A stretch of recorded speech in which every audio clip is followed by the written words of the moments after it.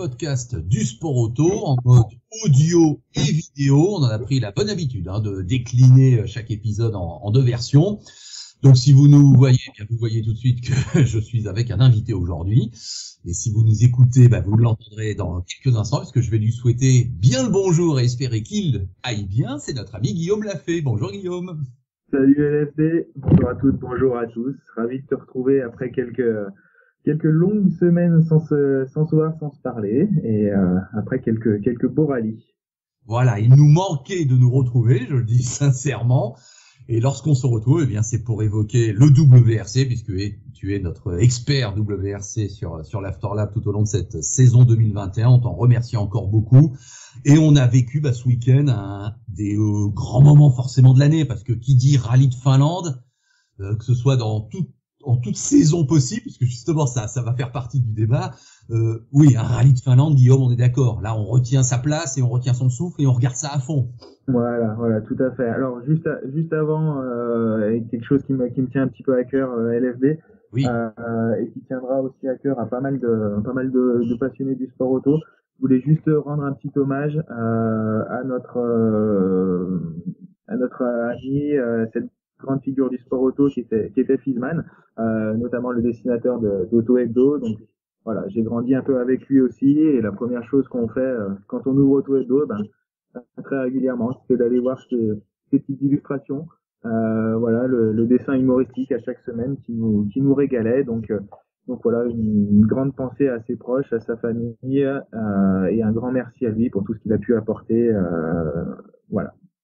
Tu as tout à fait raison, Guillaume. J'ai été également très très touché d'apprendre la disparition de Jean-Louis Fiesman, qui effectivement était une figure et était surtout une plume et un sacré talent. Quel regard caustique il avait, mais avec bienveillance et évidemment avec l'amour qu'il portait aussi à notre discipline favorite, puisque s'il croquait certains traits d'esprit ou d'attitude de quelques personnes du sport automobile, à partir du moment où nous on souriait, pour ne pas dire qu'on rigolait, ça veut bien dire que le but était atteint. Et c'est vrai qu'il y avait toujours un regard très très pointu et très ironique, mais en même temps très drôle aussi, quoi. Ouais, tout à fait. C'était vraiment une joie et un plaisir de regarder ces petites illustrations chaque semaine. Donc voilà, ça me tenait à cœur. Et puis je vous donne rendez-vous aussi à la fin de l'épisode pour un petit concours, on va dire, que je souhaite lancer, donc je t'en dirai un petit peu plus. Ce sera la petite surprise de fin d'épisode, comme toujours. Voilà. Ça c'est Guillaume, je témoigne qu'à chaque fois il prépare des petites choses et que c'est la spontanéité du direct et que moi-même je vais découvrir ça. C'est très sympa. Alors, si tu as amené quelque chose à nous montrer, sache que moi aussi. Donc je vais amener ce petit carnet, tu vois, qui se présente comme un petit carnet de notes tout banal, mais regarde, si j'approche de la caméra, tu arrives à lire. Alors c'est peut-être à l'envers. Jyväskylä. Voilà. Donc ce carnet, tu vois, c'est le témoin que j'étais bien sur place pour le rallye de Finlande que j'ai couvert.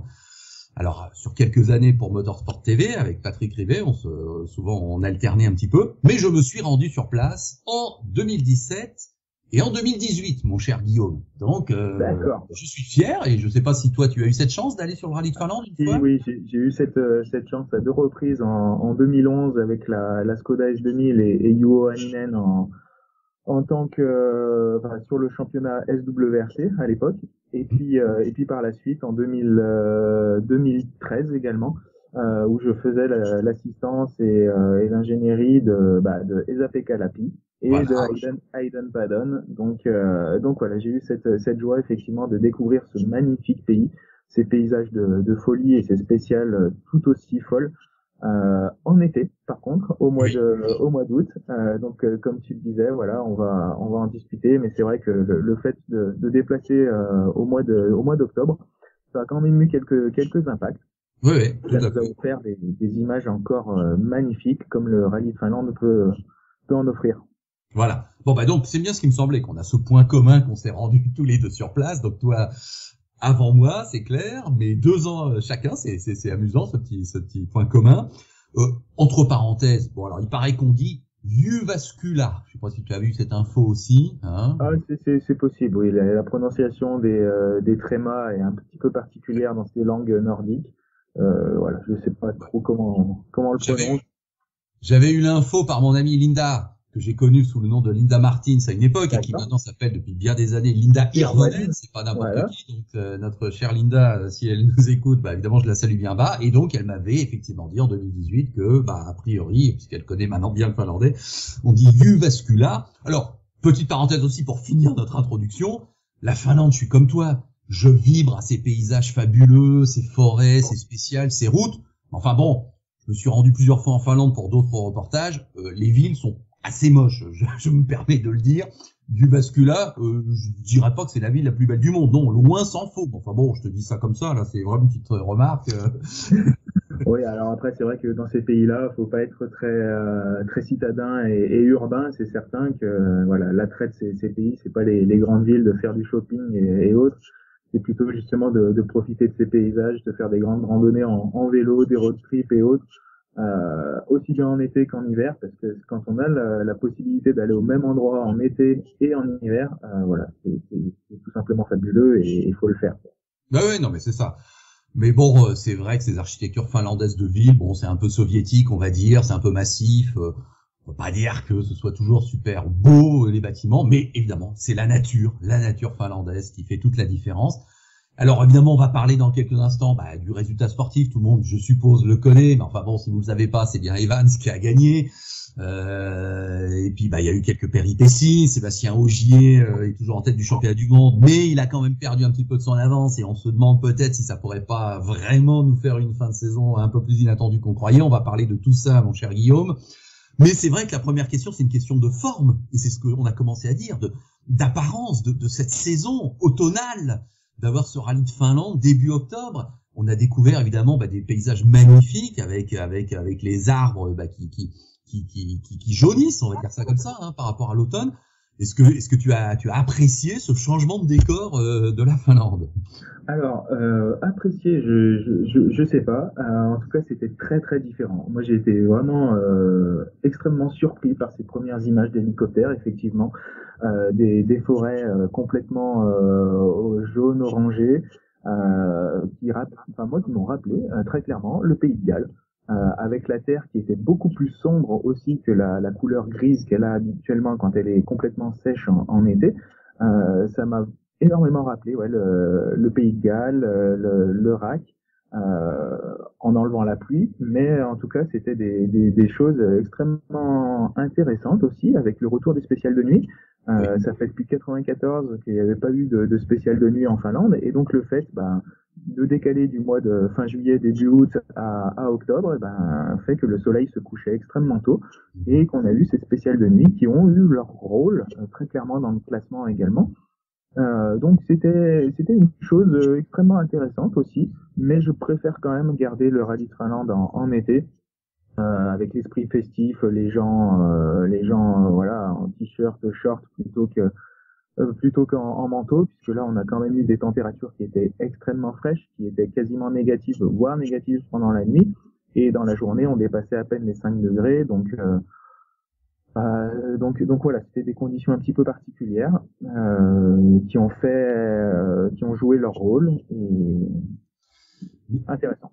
Oui, mais alors autre question là, un petit peu plus peut-être source de débat. Te satisfais-tu d'un rallye de Finlande qui fait que 287 km de secteur chronométré, avec des spéciales qui sont pas très longues, ou parfois même un peu formatées à la 10-15 km pas plus? Est-ce que c'est pas un peu petit tout ça? Si, très clairement, c'est plus c'était pas en tout cas le rallye de Finlande qu'on attendait et dont on a l'habitude, où certes on a des spéciales qui sont jamais très très longues, enfin, même si elles font 30-35 km, ça va tellement vite que de toute façon en termes de chrono, on l'appelle pas le Grand Prix de Finlande ou le Grand Prix sur Terre pour rien, ça se joue tout le temps au dixième de seconde ou à la seconde, quel que soit le kilométrage. Il y a très peu de différences chronométriques qui peuvent être faites sur les spéciales. Cette année, voilà, pour qu'il puisse avoir lieu, déjà, il a dû être décalé dans le temps, et puis surtout, il y a eu des contraintes en termes de découpage qui ont fait qu'il fallait que ce soit un rallye qui soit extrêmement condensé. On a commencé que vendredi après-midi avec un shakedown vendredi matin. Voilà, encore une fois, on est dans une période encore un petit peu particulière, en espérant que cette fois ce soit derrière nous pour de bon et que l'année prochaine on puisse recommencer sur des épreuves avec leur caractère originel. Si c'était la contrainte pour avoir le rallye de Finlande cette année, voilà, c'était quand même un beau rallye, une belle organisation encore une fois, et il y a des contraintes qu'il faut savoir accepter par moment. Donc j'espère effectivement que ce sera pas le cas sur toutes les autres années, qu'on retrouvera un grand nombre de spéciales, de 25, 28 spéciales comme il pouvait y avoir encore il y a quelques années, réparties sur 3 jours et demi, 4 jours. Oui. Mais voilà, pour cette année, il faut s'en satisfaire. On a quand même une très très très belle bagarre entre plusieurs protagonistes, donc c'est ça qui était le plus important. Tout à fait. Chers amis, je rappelle, vous êtes en plein cœur de l'épisode 103 déjà de l'Afterlap, le podcast du sport auto. C'est un spécial WRC aujourd'hui. On revient avec Guillaume Lafay sur le déroulement pointu, précis. On débriefe, on analyse du rallye de Finlande. Avant-dernière manche, comme j'aime à le dire aussi, de ce championnat, et c'est pour ça que la situation devient intéressante. Toi, l'ingénieur que tu es, Guillaume, décris-nous la terre finlandaise, parce que parfois on a le sentiment que la terre, elle est quasiment asphalte. Enfin, tu vois ce que je veux dire? Il y a pas toujours beaucoup de poussière. On a l'impression que c'est très concassé, que c'est très solide. Quelle est donc, comment tu résumerais la particularité d'une terre finlandaise par rapport à une terre grecque, par exemple, ou d'un autre pays? Eh ben la terre finlandaise, c'est sûr qu'elle est beaucoup plus compacte parce que déjà c'est des routes en fait, c'est des routes en terre plutôt qu'être en asphalte. C'est des routes qui sont empruntées tous les jours par un grand nombre de véhicules. Alors certes, pas comme dans les grandes villes dans le reste des métropoles européennes, mais c'est des routes en tout cas qui sont utilisées quotidiennement par des tracteurs, des engins forestiers qui vont couper les arbres. Donc c'est des routes qui sont vraiment faites pour rouler tous les jours dessus. C'est pour ça d'ailleurs que les Finlandais sont aussi à l'aise en termes de pilotage, parce que c'est des routes qu'ils empruntent tous les jours, sur lesquelles ils peuvent s'entraîner. Quand ils vont au boulot, ils en empruntent certaines parties. Donc voilà, ils peuvent se faire plaisir tous les jours dessus. Donc, ce qui a pour conséquence de vraiment, oui, effectivement, compacter cette terre. C'est des routes qui sont entretenues aussi par des engins particuliers pour la rendre justement stable, qu'il n'y ait pas de dégradation. L'hiver également, c'est des routes qui sont complètement gelées pendant des mois et des mois, donc ce qui a tendance encore plus à compacter. Donc effectivement, en été, on a une couche un petit peu plus importante qui est plus friable, qui va faire ce rôle de poussière et de balayage. C'est pour ça qu'il est toujours pénalisant de partir dans les premiers en été. À cette période-là, une période plus automnale, c'est vrai qu'on s'en est rendu compte, de par la couleur que je disais tout à l'heure, on avait une terre qui était quand même plus humide, un petit peu plus meuble, qui avait tendance à se creuser un tout petit peu plus qu'en été. Mais bon, rien de comparable par rapport au Portugal, au Safari ou à la Grèce qu'on a connu très récemment. Le rallye de Finlande est un rallye qui est très peu cassant, malgré les nombreux jumps qu'il peut y avoir sur les spéciales. C'est un rallye qui est extrêmement rapide, très peu abrasif au niveau des pneumatiques. Quoi dire d'autre?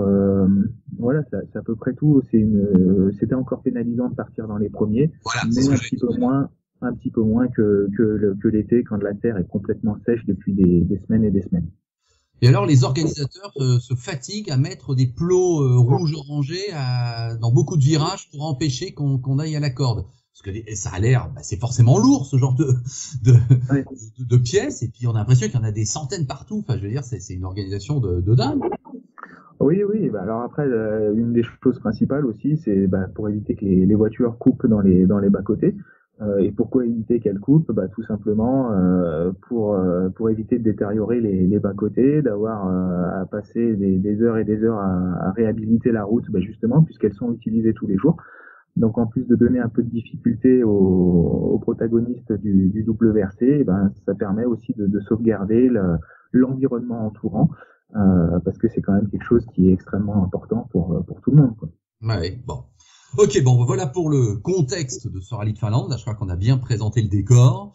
Mais c'est vrai que non, ça nous a offert des images vraiment, vraiment formidables. Et c'est ça aussi la magie du WRC. Moi, chaque année, quand il y a un rallye, que ce soit en Suède ou en Arctique maintenant, avec ces paysages de neige, bon, le Monte Carlo, n'en parlons pas.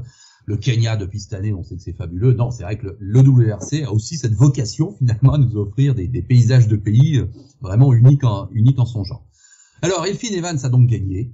Elfyn Evans, Je ne t'apprends rien, il rejoint le clan des pilotes qui ont gagné au moins 2 fois cette année. Bah, il y en a que deux autres, hein, c'est Sébastien Ogier et Calero Vanpera. On rappelle qu'il a toujours été dans les points depuis le début de l'année. Eh bien oui, même au Kenya où il n'a fait que 10 à l'arrivée, bah, il a quand même marqué des points, donc il est d'une régularité exemplaire. Et il a considéré que cette victoire, c'était sa plus belle dans sa carrière. Et je suis pas loin de penser que oui, il nous a épaté là, Elfyn Evans. Ah, il nous a clairement épaté. Moi, le premier, hein, d'ailleurs, t'as bien vu, jeudi soir, je t'ai envoyé mes petits chronos d'avant rallye qui étaient pas du tout corrects, et notamment Evans que j'avais mis 4e ou 5e, je crois, parce que oui, moi j'avais quelques petits a priori sur lui et sur sa prestation. La première, c'est que bah déjà, il n'avait pas fait la dernière édition du rallye de Finlande en 2019 puisqu'il s'était blessé lors d'un rallye en Estonie. Donc il n'avait pas pu participer à cet événement-là. Donc il avait un peu moins de connaissances que les autres et en tout cas de connaissances fraîches. Même si on y reviendra, il y a énormément de spéciales qui étaient toutes nouvelles pour tout le monde.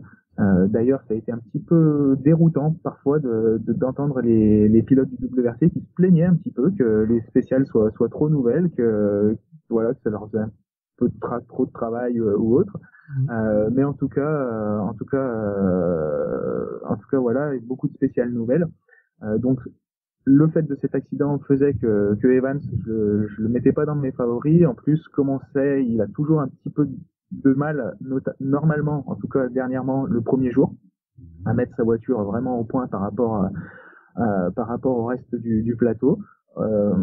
Cette fois, là, dès le vendredi, il était complètement à l'aise dans la voiture, en confiance.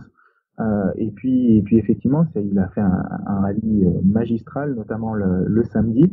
Et il rejoint aussi un autre clan, plutôt que celui des doubles vainqueurs de cette année. C'est aussi le clan des vainqueurs non scandinaves en Finlande. Il n'était que 5, avec Loeb 3 fois, et puis après d'autres qui l'ont gagné qu'une fois, Ogier, Mick, Oriol et Sainz. Ah oui, tout à fait. Oriol, bien sûr. Comment oublier Didier qui, a gagné en Finlande. Alors moi, j'étais présent l'année où Mick a gagné, effectivement, je m'en souviens, parce que c'était des images de dingue. Avec la vitesse, tout le monde le sait, c'est le rallye le plus rapide qui a jamais eu lieu, je crois, en championnat du monde. Oui, tout à fait. 130 km/h de moyenne, et effectivement, c'était un spectacle hallucinant. Et donc, oui, non, mais Elfyn Evans, super. Et c'est vrai que tu parlais des appréhensions des pilotes. Ils ont tous aussi eu peur, entre guillemets, de cette fameuse spéciale de nuit le vendredi soir. Ah oui. Et puis encore plus certains qui se plaignaient qui notaient avant le rallye que dans ces pays-là, le soleil se couche extrêmement vite, et donc le fait que les premiers sur la route pouvaient partir quasiment de jour ou avec un soleil couchant, alors que ceux qui partaient ne serait-ce qu'un quart d'heure ou 20 minutes plus tard, ce qui fait pas énormément de voitures, hein, puisqu'ils partaient toutes les 3 minutes, allaient partir complètement de nuit. Donc oui, c'était un vrai challenge de repartir sur des spéciales de nuit, comme je te le disais, même si c'était la 70e édition du rallye de Finlande depuis 1994. Il n'y avait pas eu de spéciale de nuit dans ce pays-là, puisque quand on est fin juillet, début août, le soleil se couche à peine, et s'il se couche, c'est aux alentours des 23 heures. Donc voilà. Alors Evans, qui rejoint aussi le clan parfois fermé, et qui moi m'a toujours épaté, des pilotes qui gagnent le rallye et qui gagnent la Power Stage. Parce que c'est pas si évident que d'aller jouer sur les deux tableaux alors qu'on peut assurer le résultat. Il l'a fait, lui aussi. C'est ça. C'est pas si évident. Après, on a la chance en France d'avoir un petit spécialiste qui s'appelle Sébastien Ogier avec son compère Julien Ingracia. Bon, il y a Roven Perra aussi qui est pas mal, et puis Tanak qui arrive aussi assez régulièrement quand il a l'occasion de gagner des rallyes. Mais oui, c'était une très très belle opération de la part de Elfyn Evans. En même temps, j'allais dire, il n'avait pas bien le choix s'il voulait rester dans la course au titre que tu mentionnais tout à l'heure. Il reste 2 rallyes. Et voilà, s'il voulait garder une chance réelle d'être titré, ce qui est encore le cas, puisqu'il y a 24 points d'écart aujourd'hui, avec 60 points à distribuer, donc c'est tout à fait possible. Il fallait vraiment qu'il puisse attaquer, récupérer ses 5 points de la Power Stage, mais en plus il était tellement à l'aise dans la voiture, apparemment tellement en confiance, que puis je suis même pas sûr qu'il ait attaqué outre mesure pour aller chercher ses 5 points. Et puis il a eu, je dirais, la réussite un petit peu avec lui que Ogier ait un petit souci dans la power stage, qu'il ne marque pas de points. Donc ça fait un résultat qui est énormément à la faveur de Elfyn Evans, qui fait une remontée presque fantastique là au niveau du championnat. Ben oui, j'ai eu le même sentiment que toi, effectivement, sur cette Power Stage, avec évidemment un Sébastien qui avait un peu le masque, parce que entre le problème qu'il a eu dans la Power Stage et le bilan global de ce rallye, où on l'a senti un peu pas en mesure de vraiment défendre ses chances, et puis il l'a dit crûment au micro à l'arrivée de la Power Stage, avec le fait d'ouvrir la piste, le fait que ce soit la merde, quoi. Disons-le franchement, hein, il l'a dit, il a employé le mot shit. Bon, bref. Est-ce que tu crois, honnêtement, Guillaume, qu'effectivement, le championnat peut être complètement relancé et l'est, de fait, à 2 manches de la fin? Ah bah bien sûr, 24 points, c'est même pas une victoire, donc on compte même pas les points de la Power Stage. Ça reste un sport mécanique, on sait absolument pas ce qui peut se passer. Si Ogier abandonne sur un des deux rallyes qui arrivent, voilà, tout est relancé. En plus, c'est des rallyes sur asphalte sur lesquels Evans est aussi à l'aise, peut-être pas, mais en tout cas est très à l'aise également. On a vu à Monza qu'il était en tête l'année dernière avant de laisser la victoire à Ogier. En Catalogne, qui va être à nouveau 100% asphalte, tout peut se passer, quoi. C'est des vitesses folles aussi. C'est un circuit sur goudron en fait, en Espagne. Donc oui, pour le rallye est clairement, enfin le championnat est clairement relancé. Après, c'est vrai que Ogier a aussi toutes les cartes en main pour être titré dès la Catalogne. Il suffit qu'il marque 6 points de plus que Evans, ce qui en gagnant le rallye est quasiment fait, enfin, est même fait. Hein. Après, tout dépendra des points de la Power Stage, mais il peut être champion dès la Catalogne, donc il a toutes les cartes en main. Mais Evans reste un candidat très très intéressant, surtout que Jari Matti-Latvala, le directeur de Toyota, a dit qu'il ne donnerait des consignes qu'en cas d'extrême urgence, on va dire, si le titre constructeur était en risque, en péril sur la dernière épreuve. Là, il y aurait potentiellement des consignes d'équipe, mais je pense que en Catalogne, on aura déjà une vision beaucoup plus claire de qui est en mesure d'être champion, sachant qu'aujourd'hui, il n'y a plus que Evans et Ogier qui sont en lice, puisque tous les autres protagonistes, Neuville, Tanak, Rohan, Perra, se retrouvent mathématiquement oui, voilà. hors course. Ça, c'est vrai. Mathématiquement, ils ne sont plus que 2, mais c'est vrai que ce serait étonnant, incroyable, si on avait une sorte de scénario à rebours par rapport à l'an dernier. T'imagines si Evans venait à coiffer Sébastien Ogier à Monza, là où l'an dernier ça a été un petit peu l'inverse. Mais je crois qu'on peut se préparer au fait que ça va se jouer effectivement lors de la dernière manche dans ce rallye Monza. Ce serait pas illogique du tout. Et oui. C'est possible en tout cas. C'est très possible. Bon, alors Sébastien Ogier, écoute. Voilà, j'ai résumé ça un peu d'une formule qu'il était un peu en dedans, il fait 5, il marque pas de points dans Power Stage, oui, c'est pas le rallye peut-être qu'il aurait voulu avoir au final. Tout à fait, après je suis pas certain non plus qu'il aurait parié au tout départ sur une prestation de ce calibre de Elfyn Evans. Après, il s'est rapidement retrouvé derrière les trois fusées qui étaient devant, voire les 4, puisqu'on peut rajouter Rowan Perra. Lapi a tout de suite été très très performant aussi, donc il a rapidement vu qu'il fallait sauver des points plutôt que de prendre des risques à attaquer pour pas grand chose au final. Donc il s'est vite retrouvé aussi dans un petit no man's land en termes de classement, et on l'a bien vu notamment avec la pénalité qu'il prend samedi de 1 minute pour son casque détaché. Qui finalement a même pas qui a aucun impact, hein, puisque il ne recule absolument pas, enfin au classement en tout cas il recule pas, et puis ça le met 1 minute derrière celui qui était devant, mais il avait déjà 30 ou 40 secondes de retard, donc la messe était dite à ce niveau-là. Oui, je suis d'accord. Donc un week-end long, je pense qu'il n'y a pas dû être marrant pour Sébastien et Julien, mais voilà, ils ont mangé leur pain noir, on va dire, et puis ils ont fait profil bas et comme on dit, game on en Espagne, quoi. Ouais. Mais cette histoire de casque là, c'est comment l'apprécier? C'est rien ou c'est une grosse bêtise quand même? Le fait est que le casque était détaché, on le voit sur les caméras embarquées, donc c'est une erreur. C'était déjà arrivé au Monte Carlo. Il avait eu juste une réprimande. Il avait bien mentionné au Monte Carlo qu'effectivement il avait oublié, et il l'avait pas attaché, alors que cette fois apparemment il a déclaré qu'il avait bien attaché le casque, mais que apparemment il s'est détaché dans la spéciale. Bon, voilà. Une erreur, on va dire, sans conséquence, puisque comme je le disais, la minute de pénalité infligée n'a pas d'impact sur le classement, mais un bon rappel à l'ordre à tous les pilotes, comme quoi il y a une règle et qu'il faut la respecter à tout prix. Alors tu avais parié, et honnêtement t'étais pas le seul, sur Rovanperä à domicile, on va dire ça comme ça. Alors non, et non, il s'est craché. Dans des circonstances d'ailleurs que j'ai toujours pas complètement bien identifiées, moi je te le dis franchement, parce que j'arrive pas à comprendre où il sort dans une sorte de comment dirais-je, de but à gravillon, c'est quoi en fait? Oui, alors c'est effectivement, il part sur un virage à droite, il part un peu large, et donc il accélère encore pour essayer de ramener la voiture. Il a un petit coup de raquette, sa roue avant gauche va mordre dans un talus qu'il l'envoie un peu à l'extérieur de l'autre virage à gauche, et il rentre dans un monticule de terre, oui, qui effectivement était sur le bord de la route, qui semblait complètement anodin, mais par ce coup de raquette qui l'envoie dans le tas de terre, et ben il va taper, et il tape plutôt fort et de face. Ce qui a pour conséquence de le faire abandonner pour la journée.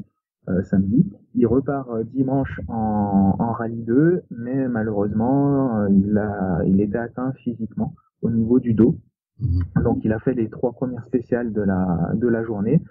Toyota lui avait demandé quand même d'essayer de ramener la voiture, de refaire les spéciales du dimanche. Et malheureusement, il peut même pas faire la Power Stage parce qu'il souffrait trop au niveau de son dos, donc il a préféré abandonner le dimanche. Donc ne même pas marquer de points dans la Power Stage. Voilà, pour préserver son intégrité physique, et puis il va falloir qu'il se remette assez rapidement avant le prochain rallye, parce que voilà, on ne sait pas exactement quel est le niveau de blessure qu'il peut avoir. Et effectivement, moi je l'avais mis dans mes favoris, puisqu'on avait vu comment ça s'était passé en Estonie. Il était à domicile, la volonté de gagner pour un Finlandais en Finlande, le week-end de son anniversaire, puisque le 1er octobre il a fêté ses 21 ans seulement, donc donc ça aurait été un beau cadeau. Mais effectivement, il s'est retrouvé assez vite aussi, un peu derrière les fusées que je mentionnais tout à l'heure, déjà Evans, Craig Breen également, donc voilà, difficile pour un Finlandais. Et puis on peut noter qu'il n'y a même pas un Finlandais sur le podium du rallye de Finlande, ce qui n'était pas arrivé depuis un certain temps, j'imagine. Mais oui, tu as tout à fait raison.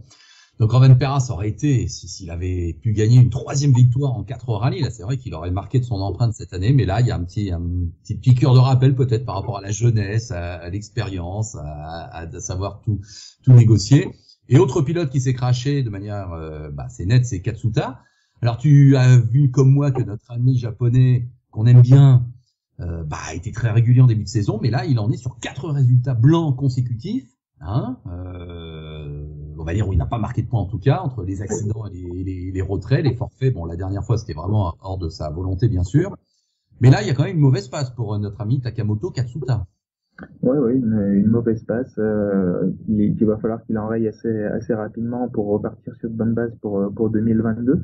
Un rallye pas simple. On sait qu'il est habitué à ces routes finlandaises, puisque c'est là-dessus qu'il a vraiment appris à piloter aussi en étant un pilote intégré chez Toyota. Pas facile non plus d'avoir 3 rallyes avec 3 copilotes différents sur ces dernières les pépins qui s'enchaînent un peu à ce niveau-là en termes d'association avec ses copilotes. Donc difficile de retrouver la confiance aussi. Un crash qui est encore un peu important, donc il va falloir qu'il se reconstruise un petit peu petit à petit. Et j'espère, je pense que l'Espagne, qu'il connaît déjà aussi, devrait lui permettre de retrouver des sensations, en tout cas de pilotage sur ces routes d'asphalte pures, où là c'est vraiment de la trajectoire et du pilotage qui va entrer en jeu. Ouais. Alors parle-moi d'Esa-Pekka Lappi, parce que moi je l'aime bien ce pilote. Alors tout à l'heure j'ai dit que j'étais là quand Mick avait gagné, mais non, j'ai fait une erreur. Moi, mon premier rallye de Finlande sur place, c'est quand Lappi gagne, et le deuxième c'est quand Tanak gagne. Mais Lappi, sa victoire, si je ne m'abuse, en 2017, moi je m'en souviens très bien, c'est une surprise pour tout le monde. Il a que 4 rallyes, je crois, en WRC, et il met tout le monde d'accord en Finlande, et il nous fait une performance vraiment fabuleuse.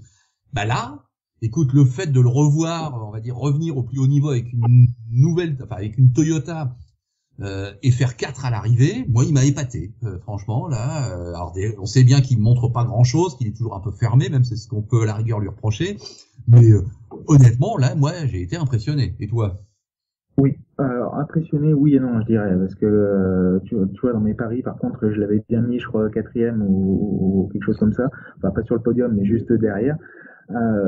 Mais oui, Lappi, c'est un pilote qui est de toute façon extrêmement rapide, on le sait, surtout sur ces routes finlandaises qu'il connaît très très bien. Il a fait un rallye solide, intelligent, il est parti fort, mais sans être à la limite. Il s'est positionné tout de suite assez bien. Ensuite, le samedi, apparemment, Toyota lui a demandé sur quelques chronos d'essayer d'aller titiller un petit peu devant pour voir un peu comment il se positionnait vraiment en termes de performance. Donc, il a sorti quelques chronos vraiment intéressants avant de rentrer un petit peu plus dans le rang le samedi après-midi. Puisque là, il se rendait compte que de toute façon, les trois de devant, ils étaient intouchables. Hormis de prendre des risques complètement inconsidérés, puisque lui, il faut pas oublier que ça fait quand même presque un an qu'il n'a pas roulé sur une WRC. Donc voilà, ça c'est une expérience et un rythme qui s'improvise pas. Et donc ensuite le dimanche, il a fait un rallye, pour ramener la voiture, priver aussi Hyundai et d'autres et ses pilotes de quelques points importants. Et il se positionne extrêmement bien s'il fallait encore le faire pour 2022 et pour avoir cette voiture en temps partiel avec Sébastien Ogier. Donc voilà, je pense que maintenant il ne fait plus de doute que ce sera lui qui sera dans ce baquet-là, et il se dit même que ces quelques jours là, à partir d'aujourd'hui jusqu'à mercredi, il serait en essai sur la Toyota hybride pour 2022 avec Toyota. Donc je pense que voilà, son résultat ne fait que confirmer, en tout cas, les dires qu'il pouvait y avoir jusqu'à présent. Mais un rallye très très solide d'Esa-Pekka Lappi, ouais. Voilà, donc effectivement, on peut s'apprêter à célébrer le retour de Lappi à temps beaucoup plus régulier en WRC l'an prochain. Là, je crois qu'effectivement, tout le monde en est bien persuadé. Au passage, toujours pas vraiment de précision sur Sébastien Ogier l'an prochain.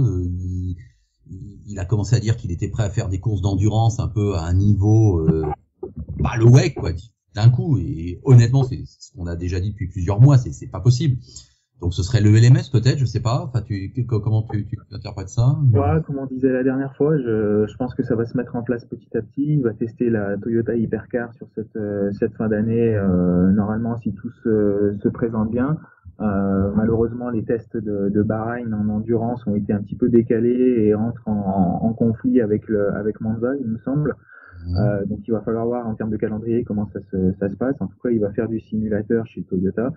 À voir comment se présente le programme endurance de Toyota, puisque comme on le disait, je pense pas qu'il puisse être sur une des deux voitures principales. Après, Toyota peut très bien engager une troisième voiture aussi, au moins au Mans.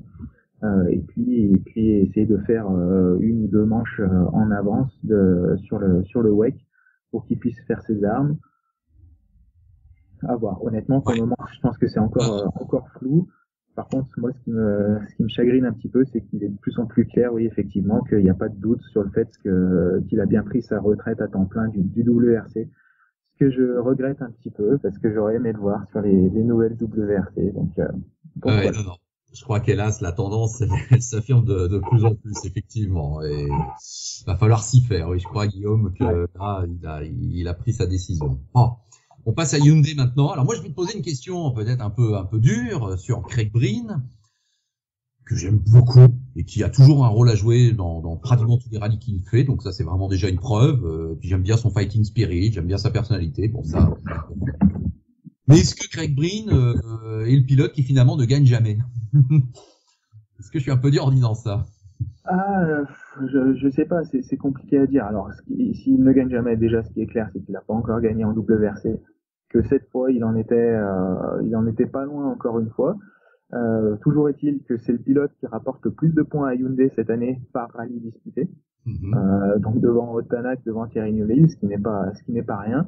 Donc ce qui va peut-être faire un peu manger son chapeau à Andrea Adamo l'année prochaine quand Brin ne sera, alors rien n'est officiel, mais normalement il ne sera plus chez Hyundai, il devrait être chez M-Sport. Oui. Donc on verra ce que ça peut donner. La chose est que encore une fois, il n'est pas à temps plein chez Hyundai, donc il n'a pas les mêmes contraintes, il n'a pas le même rythme non plus. Encore une fois, cette fois, il s'est vite retrouvé aussi dans la position de devoir marquer des points pour Hyundai, puisque Thierry Neuville a eu ses problèmes, encore une fois. Donc il se retrouve dans la position du deuxième pilote qui doit un peu assurer, puisque lui ne joue pas le titre pilote.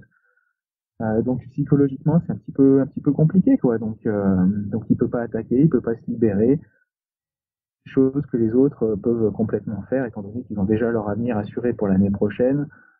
C'est un pilote qui est très très vite, Craig Breen, ça c'est certain. J'espère que sa chance viendra et qu'il saura la saisir à ce moment-là. Mais en tout cas, il enchaîne les bons résultats, il enchaîne les podiums. Donc c'est très très très intéressant pour lui. Alors je sais bien que ce sont des spécialistes qui nous écoutent et qu'on est entre observateurs pointus du monde du sport auto, mais je suis sûr qu'effectivement il y en a toujours qui se disent: ah bon, Brin, il a toujours pas gagné un rallye?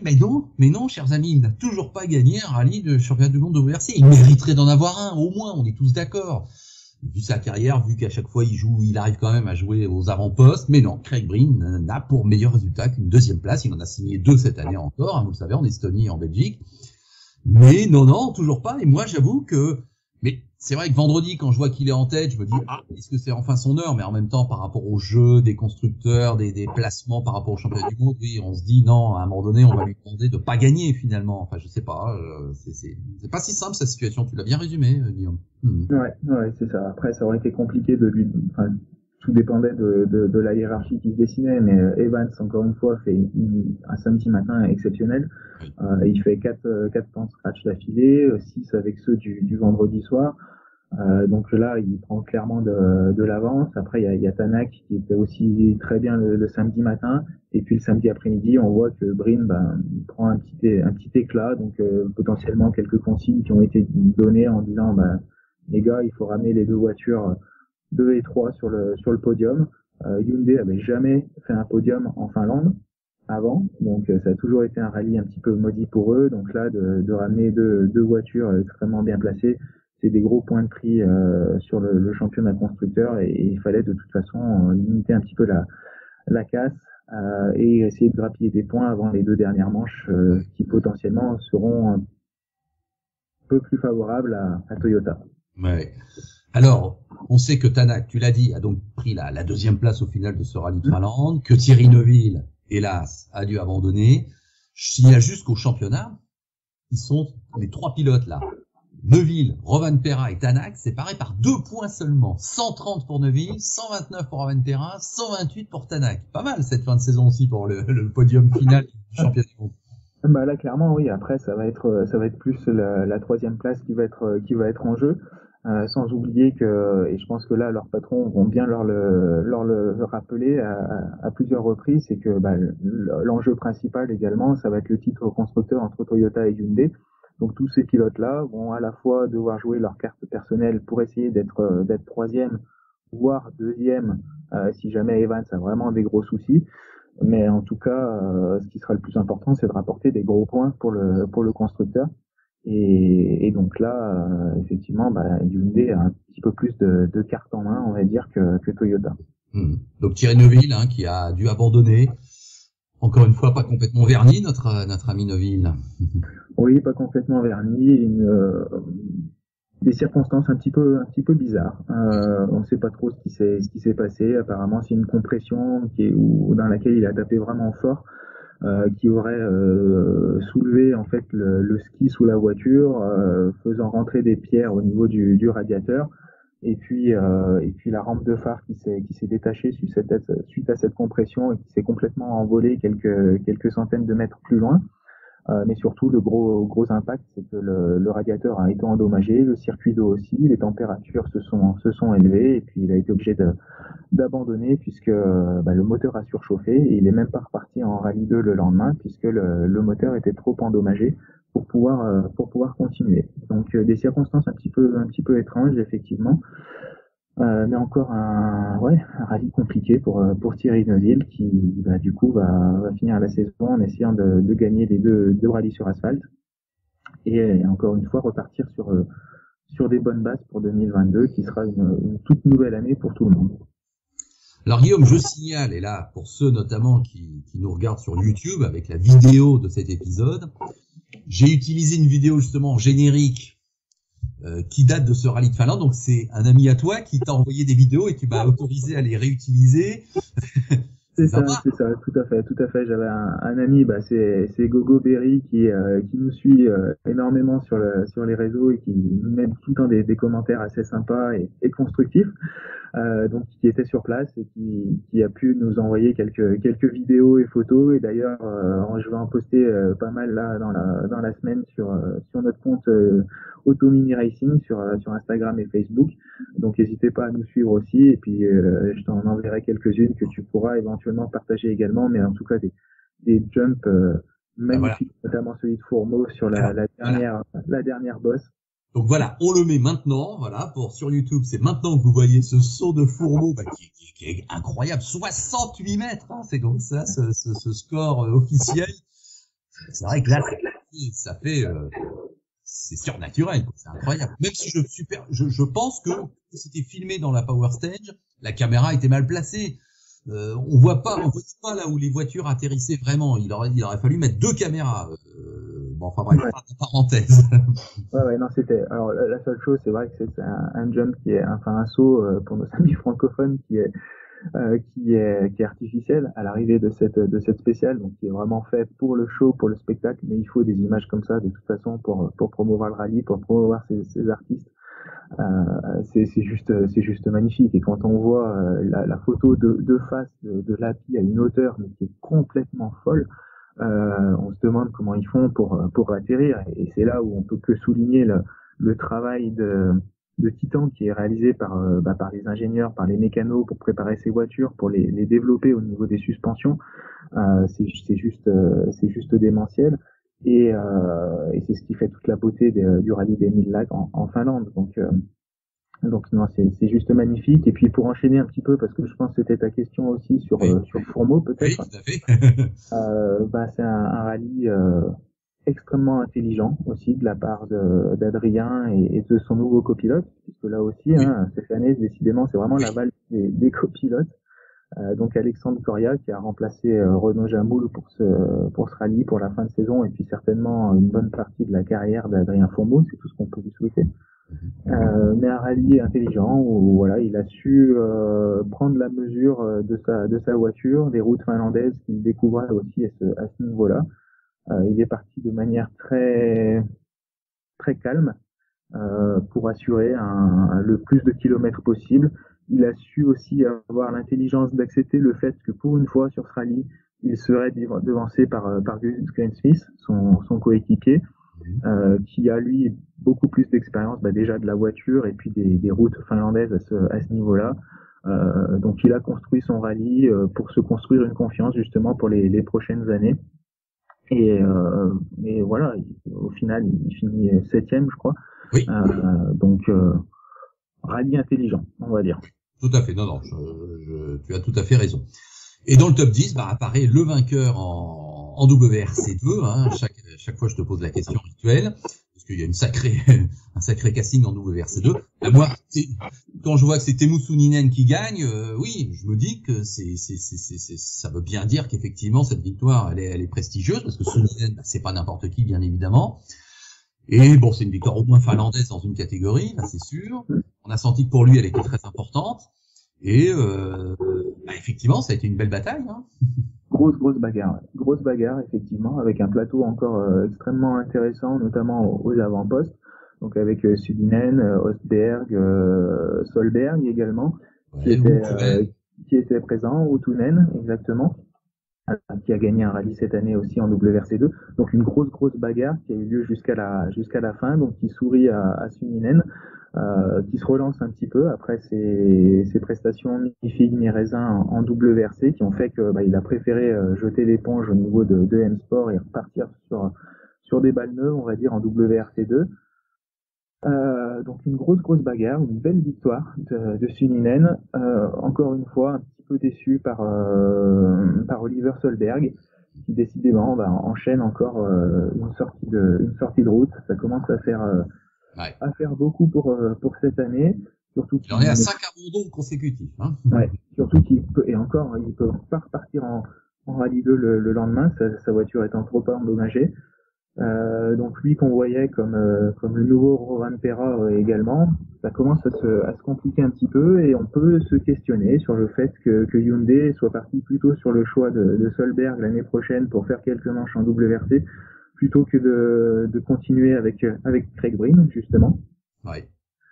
Donc c'est un petit peu ce que je sous-entendais tout à l'heure quand on parlait du choix d'Andrea Adamo pour l'année prochaine, enfin de Andrea Adamo et de Hyundai, hein, parce qu'il n'est pas tout seul non plus. Mais bon, voilà, un beau rallye en tout cas en WRC2 encore une fois. Donc Mikkelsen n'était pas présent sur ce rallye puisque c'est le principal protagoniste avec Rosberg au niveau du championnat. Donc Rosberg aurait pu faire un beau rapproché au championnat. Il est tombé sur un os avec Teemu Sundinen. Donc à voir ce qu'il va faire pendant ce qui va se passer sur les 2 manches restantes. Ouais, non, ça va être passionnant. Il y a quelque chose d'autre que tu as noté là dans d'autres catégories ou pas dans ce rallye? Moi, pas spécialement, mais dans d'autres catégories, ce qui fait donc en WRC3, on peut souligner que c'est Emil Lindholm qui remporte la catégorie en WRC3. Donc le fils de Sébastien Lindholm qui avait roulé aussi sur des WRC à temps partiel à l'époque des 206 quand on pouvait aligner, enfin quand il était de coutume d'aligner un pilote spécialiste de chaque pays. Donc c'est son fils qui gagne ce rallye là, donc potentiellement un espoir finlandais également à suivre. Sinon quoi d'autre? Non, j'avais pas noté de choses en particulier, si ce n'est que donc on va se retrouver après en Espagne pour un rallye qui cette fois va être à 100% asphalte. Voilà. Rappelons qu'à l'époque, il y avait une configuration mixte qui était sympa d'ailleurs, mais là, non, c'est vraiment asphalte. Hein. C'est vraiment 100% asphalte. Donc ça va promettre une belle bagarre, surtout que le titre sera en jeu, puisque comme on le disait tout à l'heure, Ogier peut être titré dès ce rallye-là. Et puis il va y avoir le WRC2 qui sera extrêmement intéressant, le retour de Mikkelsen, qui ce week-end était en ERC, en European Rally Championship, donc sur le rallye du Portugal à Fafé, qui avait également un plateau extrêmement intéressant puisqu'on retrouvait notamment Dani Sordo avec la Hyundai, on retrouvait aussi Alexei Lukianouk, notamment Johan Bonato pour les Français. Donc Mikkelsen qui s'est imposé également pour cette manche du championnat d'Europe, qui se rapproche très fortement du titre de champion d'Europe également. Il reste 2 manches dans ce championnat. Notre Français Johan Bonato qui finit, on va dire, seulement 8e, mais qui a souffert de 2 crevaisons. Donc voilà, la chose principale, c'est que Mikkelsen est en lice pour faire le doublé WRC2 ERC. Donc à voir comment va se terminer la saison pour le pilote Skoda, mais il y aura quand même une forte concurrence, notamment avec Rosberg. Oui, mais c'est pas pour ça non plus que Mikkelsen est annoncé dans un des top teams l'an prochain en WRC. Non. Alors ça, c'est la question principale. C'est le jeu des chaises musicales et des baquets qui restent à prendre, notamment chez M-Sport, potentiellement aussi chez Hyundai. On parle peut-être d'une 4e voiture. Donc, à voir comment ça va se positionner. Je sais pas toi ce que tu imagines en tout cas comme line-up chez M-Sport notamment. Hein. On parle de Breen et potentiellement le deuxième. On sait pas vraiment qui ça pourrait être. Oui, Fourmeau, oui, effectivement, mais est-ce qu'il y aurait une 3e voiture pour un Mikkelsen, pour quelqu'un d'autre? On sait pas. Tout ce que je peux dire à mon modeste niveau, c'est que quand j'entends que Loeb peut-être reviendrait aussi à temps partiel chez M-Sport, ça me laisse un peu songeur. Bon, voilà. Oui. Parce que je crois que notre Sébastien National, c'est plus le moment. Il a fait son temps. Enfin, je veux dire, voilà, on n'a rien contre lui, mais non, là, il faut tourner la page à tous les niveaux. Donc, effectivement, je peux pas vraiment l'imaginer ça, mais j'en entends parler un peu. Bon, écoutez, on verra bien, mais bon. Ouais. Alors j'aurais juste une petite question pour toi, LFB. Oui. Je sais qu'on va être un petit peu long, mais là, du coup, ça vaut le coup de rester. Oui. Il faut noter que c'était la dernière fois qu'on voyait ces WRC sur la Terre. Oui. Est-ce que toi, il y a un rallye sur Terre particulier avec ces WRC qui t'aura marqué, ou une voiture sur Terre qui t'aura plus marqué que les autres? Dis donc, là, c'est vraiment, là aussi, le direct qui prime, là. Écoute, bon, allez, parce que je vais pas réfléchir pendant 3 minutes, mais en voyant ces images de ce week-end, et en me replongeant forcément dans cette atmosphère finlandaise que j'ai pu en plus avoir la chance de connaître sur place, je repensais à cette image hallucinante parce qu'elle a tout conjugué. Elle a conjugué le décor, elle a conjugué la vitesse et elle a conjugué une prise de vue exceptionnelle. C'est cet accident de Mikko Hirvonen. Donc, on est bien d'accord, c'est sur Ford, hein. Ouais. Je sais plus en quelle année, mais c'est l'époque où il est le grand adversaire de Sébastien Loeb, hein. C'est quelques années en arrière, et où le caméraman, bon là c'est on va dire la chance de sa vie. Bon, on sait que Mikko Hirvonen s'en sort sans bobo, tant mieux, mais le caméraman qui peut pas être mieux placé. On voit la voiture de Hirvonen, hein, tu vois à quoi je fais référence, qui part en petit tonneau. Bon. Mais il me semble que c'était la Focus par contre à ce moment-là. Tout à fait. Donc pas les nouvelles WRC, mais c'est vrai que c'est quelque chose qui était extrêmement marquant, effectivement aussi. Ouais. Alors, évidemment, là, par rapport à ta question, je pointe un souvenir, on va dire, négatif, etc. Mais, effectivement, cette décoration de la Focus, cette époque, et ce décor finlandais font qu'effectivement, je me souvenais avec une certaine émotion de ça. C'est vrai que ce week-end, ça m'a vraiment beaucoup traversé l'esprit. C'était en plus à une époque où sur Motors TV, on diffusait le WRC en mode 48 minutes et où on proposait chaque soir une spéciale en entier. On avait dealé ça avec les détenteurs de droits. Il y a eu plusieurs péripéties à ce niveau-là dans les dernières années, mais enfin bon, on montrait une spéciale entière en mode caméra embarquée. Alors, la contrepartie, c'est que parfois c'était un peu long. Effectivement, je suis le premier à le reconnaître. C'est que on se dit c'est génial, mais en même temps parfois c'est un peu répétitif de voir les virages qui s'enchaînent et peut-être ça vaut peut-être mieux avoir 3 belles minutes que 12-13 minutes un peu en longueur. Mais c'était quand même un plus qu'on offrait à nos téléspectateurs. Et ça correspond à cette période. Donc, effectivement, c'est un peu ça qui me revient spontanément en mémoire. Voilà, je sais pas si je réponds bien à ta question. Si, clairement. D'accord.